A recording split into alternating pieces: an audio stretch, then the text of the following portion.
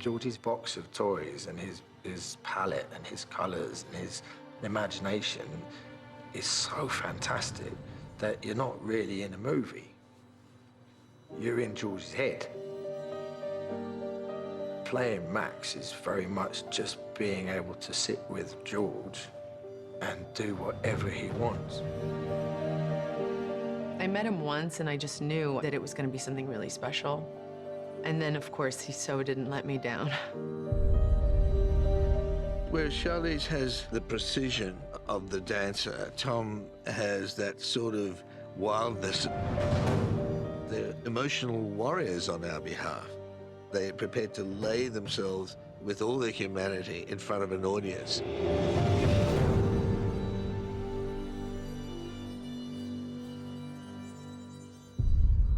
The best thing about Max is that he's not just a quintessential cookie-cutting hero.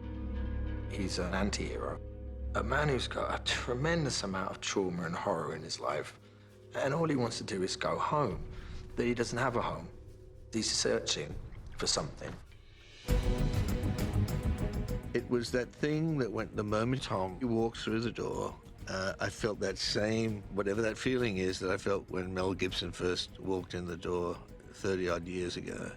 There's no point in ever trying to pretend that I was going to replace Mel's Max. Mel Gibson is Mad Max. That's that. They used to say, no Mel, no Max. But there is that similarity between Tom and Mel. Very masculine. At the same time, there was a softness capable of gentleness as well. So it was a very interesting dynamic. I met Mel. We had lunch, and he handed over the torch. I don't think he felt very impressed at the time, but I think that's Mel's one. And then he wrote some nice emails as well to my agent and said that it was the right thing to do and that he'd possibly met somebody that was crazier than him, which can only be a compliment. George decided that he was a kind of wolf. Max, he's in a bad way. He's captured and he's no different from a wild animal. Monosyllabic, can't talk, doesn't know his own voice. On escaping his situation and meeting Furiosa, he slowly finds his voice, very slowly throughout the piece. When I met with George, I believed him when he said to me, I want to create a female character that can stand next to Max, this very iconic character who's like the ultimate when it comes to this road warrior. I thought that would be interesting to find someone who in another time would be regarded as a great beauty, but in this post-apocalyptic world, she's become a hard-bitten warrior. He was so excited about creating an anti-heroic woman who was really driven by these very, very pure human flaws. The paradox here is a very strong woman, statuesque more than just physically in her persona and her spirit. And at the same time, you recognize the vulnerability. It's not just a mask. The two things are there. This idea that she's kind of saving these women, to me, just didn't feel as interesting as they belong to a man who hurt her incredibly. And she's just had enough. And she's gonna take these women with her. And she's gonna take what matters to him the most. So it really is the ultimate story of revenge.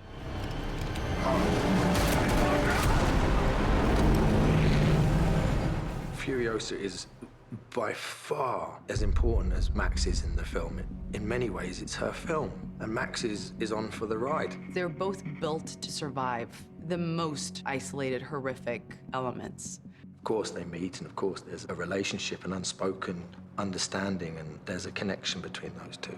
And it was essential that they met, and that they connect, and they help one another, and they move forward, and they are connected. It can't end well.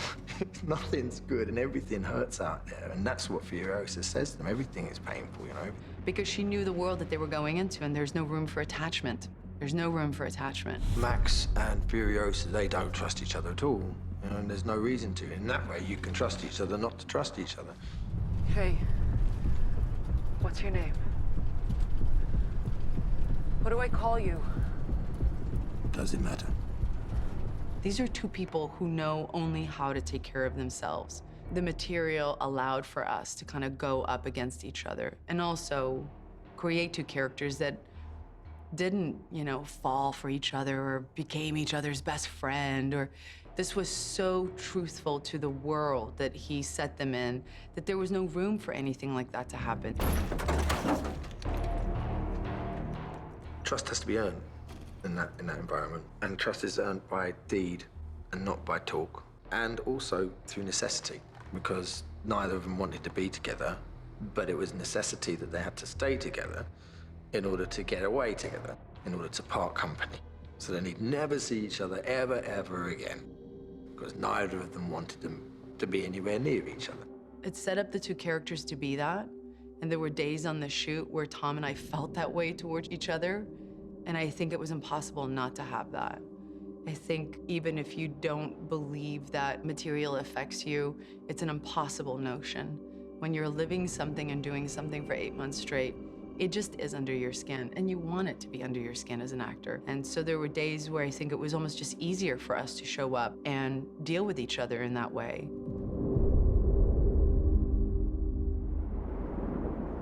We were up against conditions that didn't necessarily make for an easy shoot. There's nothing but desert. Like nothing but desert. The experience of silence. There are no birds chirping. There's nothing happening. It was painfully isolating at times. Painfully isolating. Where we were was like being on the moon. We really were in the middle of nowhere. And then this compound of like very strange, half-naked people with, harpoons and just weird.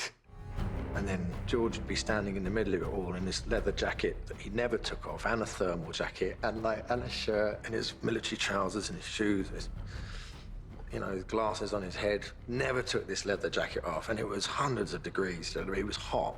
George had more leather on than Max did. You'd expect any normal person to pass out in that jacket. You know what I mean? I was wearing leathers. We were hot, we were very hot. And George will ask you to do things which may seem insane, and they are. And then when you see the movie, having been there, and I see what he meant now, and he was trying to explain in the sand when we were out there, and it was a nightmare. A brilliant nightmare, and confusing. But it all makes sense. Perfect sense. All that I needed to do was just be with George and do what George wanted me to do.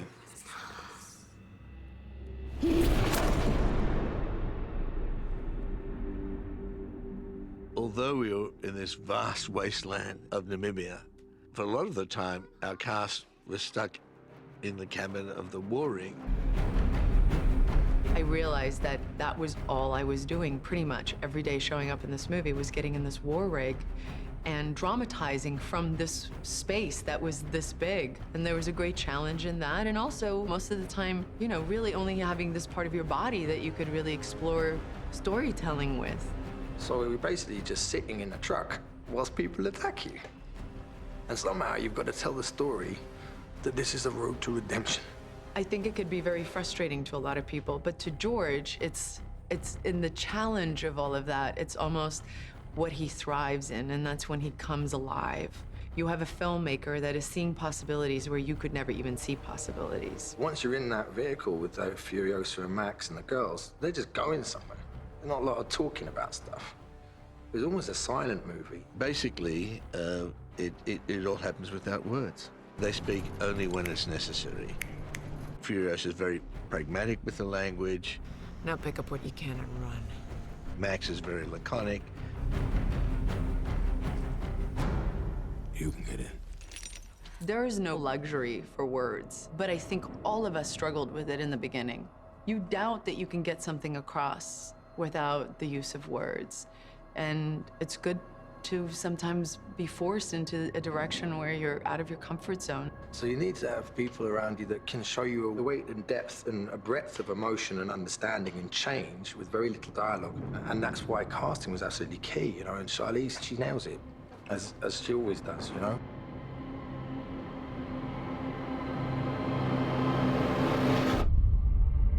I think what George really, really succeeded at is creating a world that I think will be extremely satisfying to his loyal fans who love the movies from the 70s, but also to a generation who might not know those movies. Everybody wanted to achieve George's vision, really. What he and ultimately, you know, just wanted to make him happy because he had a plan. I think the cast that were there bonded, as we all did, and they had difficult moments, but just having gone into the wilderness for longer than the 40 days and 40 nights and survived. I don't think I've ever hugged cast and crew as much as I did on this film when we were done. It was a really emotional goodbye. We had really been through it. We had lived it. We were in it. You know, it's still a very, very close family. And I don't think a lot of movies have that because it's just not enough time where you really feel like you've seen people at their worst and you've seen them at their best. And at the end of the day, you just kind of go, we did it.